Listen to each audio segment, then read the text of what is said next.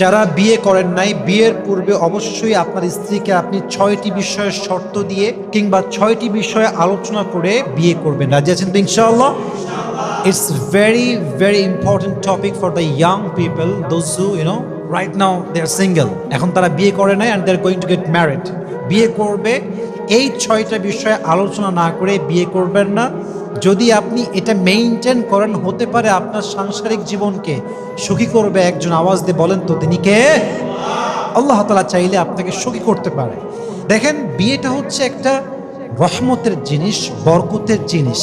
আর আমরা অলওয়েজ বলি যে বিয়ের আগের জীবনটা it's not actual a life, এটা কোনো আসলে জীবন না। বিয়ের আগে সিঙ্গেল, পারিবারিক চাপ নাই, বউ নাই, প্রেশার নাই, সন্তান নাই, ভেরি চিল লাইফ। বাট বিয়ের পরে দায়িত্ব আসে, এবং বিয়ের পরে যে মানুষটা সুখী হয় সেই তো আসলে সুখী মানুষ হয়। ঠিক কিনা বলেন যুবক ভাইয়ারা? তবে শর্তগুলো বলছি মানে আপনি যে খুব অ্যাটিটিউড দেখায় শর্তগুলো বলবেন, খুব বাবা আমি এই সেই ইত্যাদি না। বিয়ের ক্ষেত্রে সবচেয়েতে সফট ব্যবহার, সুন্দর ব্যবহারটা কাজে দেয়। আপনি যত রুড হবেন, আপনার বিয়ের আগে বিয়ে ভাঙ্গার সময় তত বেশি যুবক ভাইয়ারা। ঠিক কিনা বলেন? উইথ ডিউ রেসপেক্ট, সম্মান দিয়ে বলতে হবে। দেখেন, যখন বিয়ে করবেন, আপনি যেই মেয়েটাকে বিয়ে করছেন তাকে প্রথমত একটা বিষয় ক্লিয়ার করবেন যে দেখো, আমার আর্থিক অবস্থা কিন্তু খুব বেশি একটা ভালো না। বিয়ের আগে বউকে বলবেন যে দেখো, আমার ফাইন্যান্সিয়াল স্ট্যাটাস অতটা স্ট্রং না, আমার কাছে খুব বেশি ইনকাম হয় না এবং খুব বেশি ইনকাম করতে এখন পারছি না। তো তোমাকে অবশ্যই মাথায় রাখতে হবে যে বিয়ের পরে ডিমান্ডেড ওয়াইফ হওয়া যাবে না, যে খুব ডিমান্ড, অলওয়েজ ডিমান্ড করে এইটা চাই, ওইটা চাই, ওইটা লাগবে, এইটা লাগবে, এই বাড়িতে চলবে না, অমুক বাড়ি লাগবে, এই ড্রেসিং টেবিল পছন্দ না, অমুক ড্রেসিং টেবিল লাগবে, আমার এই গাড়ি পছন্দ না, আমার অন্য গাড়ি লাগবে। এগুলো করা যাবে না। তোমার ডিমান্ড হবে খুবই লো, মানে যা হলেই না, যা না হলে জীবন চলবেই না, এটা ঠিক আছে। বাট তুমি যদি বিয়ের পরে এইটা চাই, ওইটা চাই, এইটা লাগবে, এইটা লাগবে, ওইটা লাগবে, আমি এফোর্ড দিতে পারবো না। তো আমি আগেই বলছি যে আমি হালাল কামাই করে খাই, আমার ইনকাম খুবই কম, 20, 30, 25, 15, এর মাঝে তোমাকে অ্যাডজাস্ট করতে হবে। তুমি কি প্রস্তুত আছো? যদি বলে ইয়েস, রাজি আছি, no problem, go ahead and get married. আর যদি বলে যে না, আমার অনেক বেশি লাগবে, আমার স্যালারি হওয়া লাগবে কমপক্ষে 1 লাখ টাকার ছেলে, আপনি বলবেন যে আমি মাফ চাই, আমার দ্বারা এটা পসিবল না। অতএব বিয়ের আগে আপনার যে আর্থিক অবস্থা, এই বিষয়ে ভালো করে বলার দরকার। যুবক ভাইরা আছে না নাই? আপনি বললেন যে জান হাম তো তুমি BMW में घुमाएंगे और शादी के बाद उसने देख लिया इसके बाद तो साइकिल भी नहीं है, তখন বিষয়টা ঘুরতে পারে অন্যদিকে, যে বিয়ের আগে বললেন BMW তে ঘোরাবো, এখন সাইকেলও নাই আপনার কাছে, তখন মেয়েটা কি আপনার সংসারে থাকতে চাইবে যুবক ভাইরা?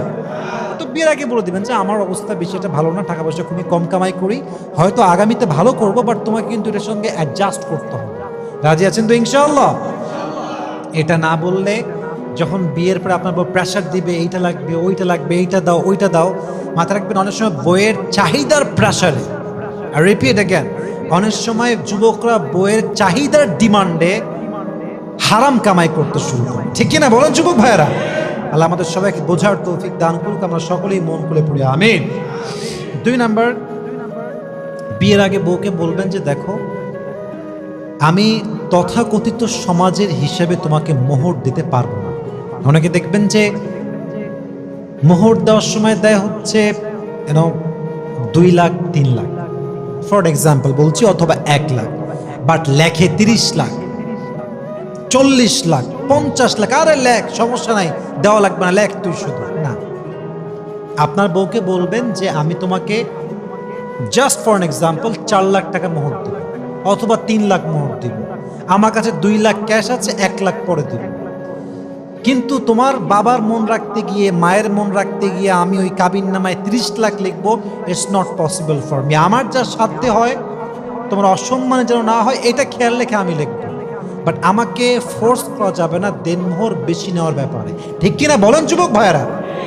এটা ক্লিয়ার থাকতে হবে, না হয় বউ সারা জীবন আপনাকে কথা শোনাবে। এটা বলে রাখলে কি হয়, পরবর্তী সময় জ্ঞানজামটা বাঁধে না। আল্লাহ আমাদের সবাইকে বোঝার তৌফিক দান করুক, আমরা সকলেই মন খুলে পড়ছি আমিন। 3 নাম্বার, বিয়ের আগে বউকে বলবেন যে দেখেন আমি কিন্তু পরিপূর্ণ দিনদার তা না, বাট আমার মনোমাইন্ডটা কিছুটা হলেও দিনদার।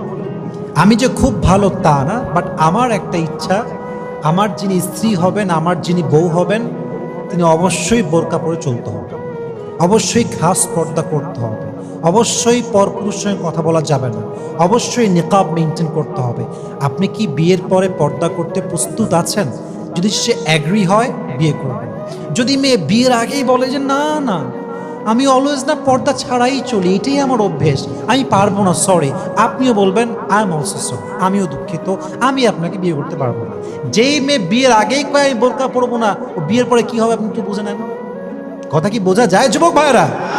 আর আমাদের সবাইকে বোঝার তৌফিক দান করুক, আমরা সকলেই মন খুলে পড়ছি আমিন।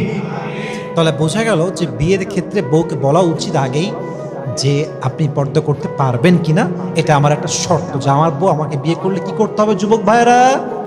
পর্দা। বলেন কি করতে হবে? শুধুই কি পর্দা না খাস পর্দা? খাস পর্দা। তাহলে আমাদের সবাইকে বোঝার তৌফিক দান করুক, সকলেই মন খুলে পড়ছি আমিন। 4 নাম্বারটা খুবই সেন্সিটিভ। এটা বলার ক্ষেত্রে ভাষা, শব্দচয়ন, ব্যবহার সব দিক অ্যাকুরেট থাকতে হবে, না হয় এটা বিয়ে হয় ভাঙতে পারে অথবা একটা ব্যাড ইফেক্ট ফেলতে পারে। দেখেন, একজন মেয়ে একজন ছেলের রিলেশনশিপ আগে থাকতে পারে, আমার দিকে তাকান সবাই, আগে থাকতে পারে। Past is not a big deal, present is most important. আমার কথা কি বোঝা যায় যুবক ভাইরা? বিয়ের আগে বউকে বলবেন যে দেখেন যদি আপনার এমন কোনো বিষয় থাকে যেটা বিয়ের পরের দিনই প্রকাশ হয়ে যাবে, ফর এন এক্সাম্পল আপনার বিয়ের আগে আর একটা বিয়ে ছিল বাট আপনি এখন হাইড করছেন, আপনাকে আমি বিয়ে করলাম, কালকে সারাজন বলবে এটা তো আমার বউ ছিল, তুমি কি জানো এইটা? আমি কিন্তু মন ভেঙে যাবে আমার, খুবই স্বাভাবিক। আচ্ছা, আপনার যদি কোনো রিলেশনশিপ আগে থাকে, যদি এটা বলার মতো হয় আমাকে আপনি বলে দেন, বাট আপনি আমাকে এটা ইনশিওর করেন আপনার বর্তমান ঠিকঠাক আছে কিনা। কারণ অনেক ছেলে আজকাল বিয়ে করে এমন অবস্থায় যখন তার রানিং রিলেশনশিপ চলছে। কথা কি বোঝা যায় যুবক ভাইরা? মানে প্রেম করে একটার লোক, বিয়ে করে কার লোকে আর একটা লোক, ঝামেলা ওইখানে বাঁধে। তো আমার কথা হচ্ছে আপনার যখন রিলেশনশিপ রানিং থাকে আমাকে বলে দেন, আমি ঝামেলার মধ্যে নাই, আমি এমন মেয়েকে আজীবনেও বিয়ে করব না।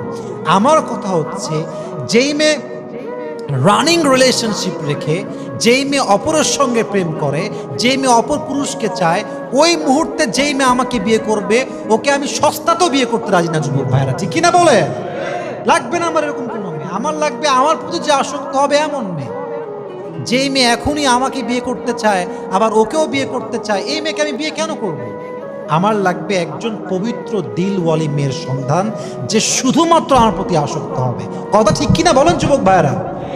এখন আপনি বিয়ে করলেন, আপনার বউ প্রেম করে আর একটার লোকে বিয়ে করলো, আপনার ঝামেলায় পড়বেন আপনি। অতএব এই বিষয়ে শর্ত দেওয়ার দরকার যুবক ভাইরা আছে না নাই?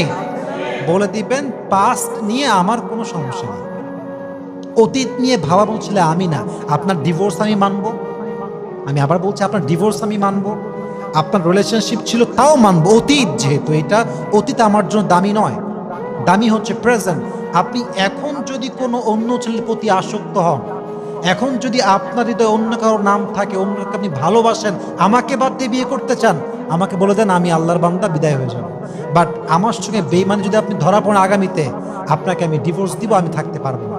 অতএব পরের বাজার চাইতে আগের বাজার ভালো। আমাদের মুরব্বীরা বলে কি, পরের বাজার ভালো না আগের বাজার ভালো।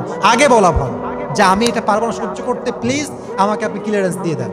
যদি মেয়ে বলে না না না প্লিজ, আপনি ভুল বুঝবেন না, আমি কোনো রিলেশনশিপে এখন নেই, আগে আমার ছিল, ব্রেকআপ হয়ে গিয়েছে, 1-1.5 বছর হয়ে গিয়েছে, আমি ভুলে গিয়েছি, ওটা কোনো অস্তিত্বই আমার জীবনে নাই, please go ahead and get married.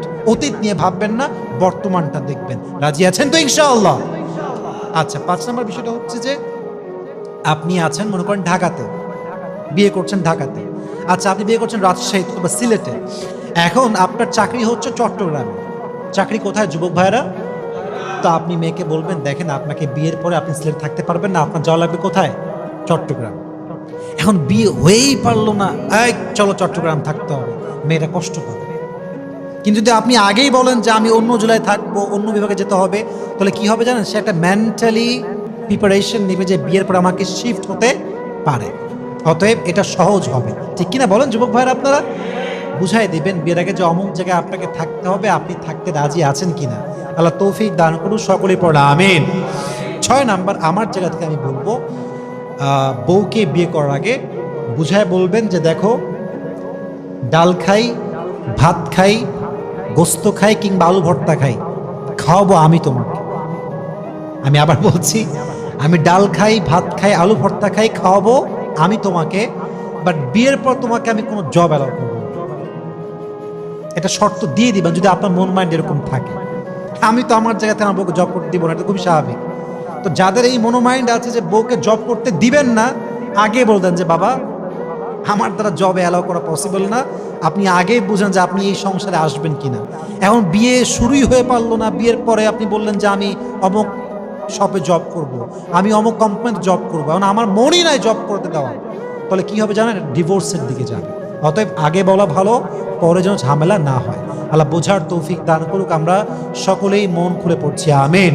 তাহলে মোট কয়টা শর্ত পেলাম যুবক ভাইরা? প্রথম হচ্ছে আপনি বলে দিবেন যে আর্থিক অবস্থা কিন্তু খুব বেশি ভালো না, বেশি ডিমান্ডি হওয়া যাবে না। 2 নাম্বার, অবশ্যই আপনি মোহর কতটুকু দিবেন, কতটুকু উল্লেখ করবেন আগেই বলবেন।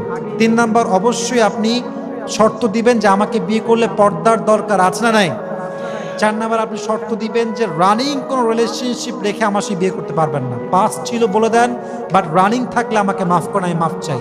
5 নাম্বার, অবশ্যই বউকে আপনার এটা শর্ত দেওয়া লাগবে যে বিয়ের পরে আমি শিফট হতে পারি অন্য কোনো জেলায়, তোমার কোনো আপত্তি আছে কিনা। 6 নাম্বার, অবশ্যই বউকে বলতে হবে বিয়ের আগে যে আমি কোনো জব পছন্দ করি না, আমি যা পারি ইনকাম করব, কম বেশি যাই হোক অ্যাডজাস্ট করতে হবে, বাট আমার বউ হয়ে আপনি কোনো অন্য কোম্পানি কিংবা শপিং মলে জব করতে পারবেন না। রাজি আছেন তো ইনশাআল্লাহ? আল্লাহ আমাদের সবাইকে এই শর্তগুলো বুঝে শুনে বলে আলোচনা করে বিয়ে করার তৌফিক দান করুন। আমরা সকলে মন খুলে পড়ছি আমি।